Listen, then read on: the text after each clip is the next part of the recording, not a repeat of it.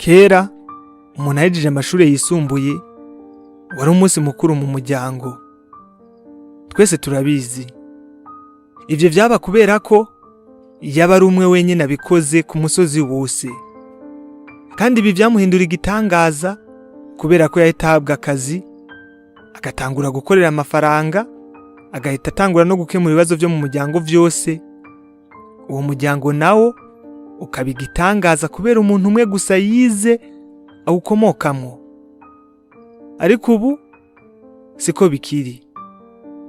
Abantu bize barabaye benshi cyane, kandi bose Reta ntiyoronka akazi baha ngo bose bayikorere. Birumvikana rero ko bisaba kwigwanako kugira ngo ubeho, yaba wize canke utize. Ubu hari abantu benshi bize bakaminuza batagira akazi. Nimba atakazi ufise, birumvikana n'amafaranga ntayahari. Nahisemo rero uyu munsi ko jewe nawe twokwiga kuri iki kintu ngo twivane muri ubu bukene. Niki wokora utiriwe usaba akazi Reta? Ni gute umuntu yotanguza urudandazwa rwiwe kandi atagira amafaranga? Reka dufate ko atani kingorongoro ca 50 ufise mu mufuko wawe, kandi wewe wumva ukeneye gukora urudandazwa rwawe. Mbega vyoshoboka? Ego cyane, ivyo vyoshoboka. Mbega biroroshe kubikora? Oya, ntivyoroshe haba namba. Kudandaza canke gukora ubucuruzi biragoye cyane. Noneho kubaka business utagira n'amafaranga namweho bikaba ikibazo kitoroshe gutorera umuti. Kandi ndakwibutsa ko hatari business zose ushobora gutanga utagira amafaranga. Ico usabwa utagira amafaranga, icambere no kubaka iyo business uhereye ku bumenyi ufise, ingabirano canke impano Imana yaguhaye.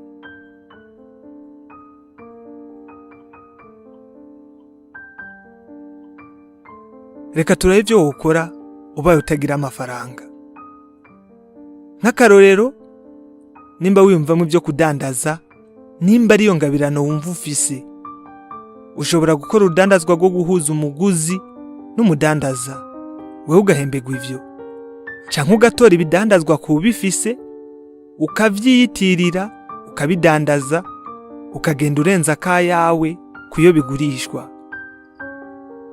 Ibi ntibisaba kuba ufise amafaranga aho ukorera, kubera ko no kuri stati yawe ya WhatsApp wobihakorera. Abantu bakabona ivyo udandaza utiriwe ukodesha ikibanza mu isoko. Ibi nimba wumva wobikora, genda ubikore ku bushakashatsi bwimbitse, hamutangure gukorera amafaranga.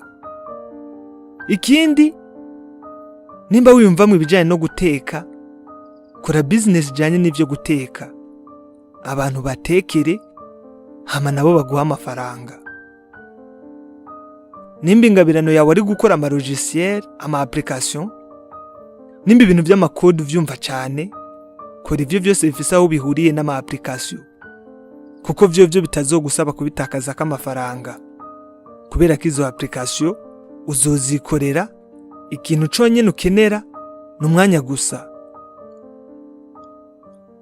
Birumvikana rero, nimba utagira amafaranga, biragusaba gukoresha umwanya wawe cyane. Ikindi no guhanura nuko iyo business ukora yoba no kuri internet. Muri iyi myaka yacu dufise amahirwe adasanzwe. Urashobora gushikira abantu benshi cyane ku isi ku buntu atacurishe, biciye kuri internet, ivyo benshi bita online. Ushobora kugura umuyoboro wa Instagram account, canke ugakora YouTube channel.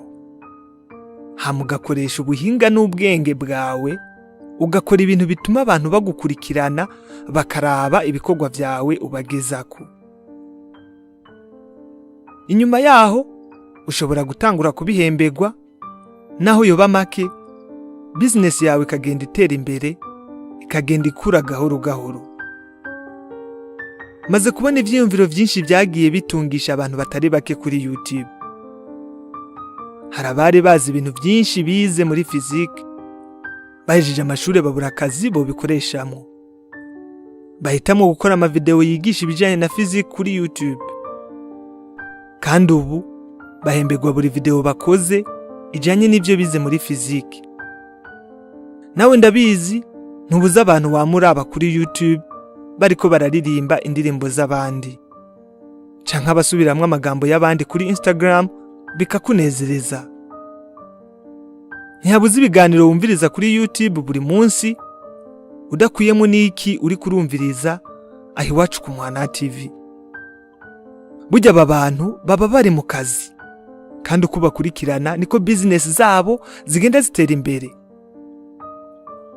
Sindakubujije kubakurikirana kubera ko hari ibintu byinshi ubigirako canke bakungura, ahubwo ndaguhamagarira nawe kugira ibyo ukora. Izi ni business umuntu ashobora gukora akoresheje ubumenyi yarondeye canke impano Imana yamuhaye.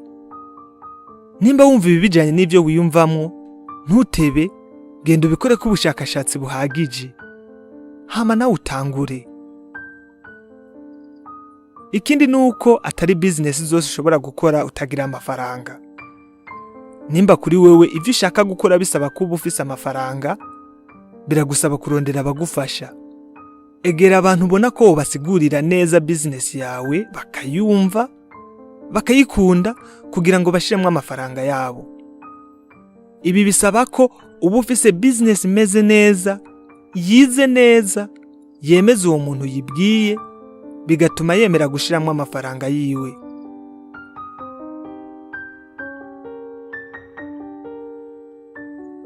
Murabona rero ko bishoboka gutangura business utagira amafaranga. Ikintu kimwe gusa kikitubereye imbogamizi nukuvumbura kwacu nubwo bwenge bwo kurema ibitariho nugushaka. Nivyo bibuze gusa kugira ngo dutangure.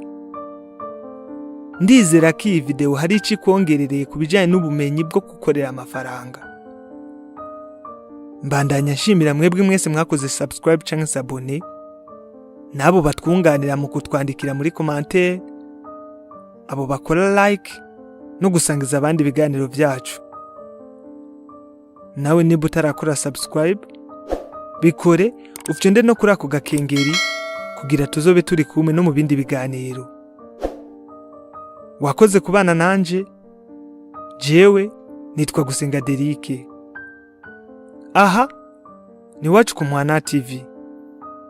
Reka duhure ubutaha, Imana ibarinde.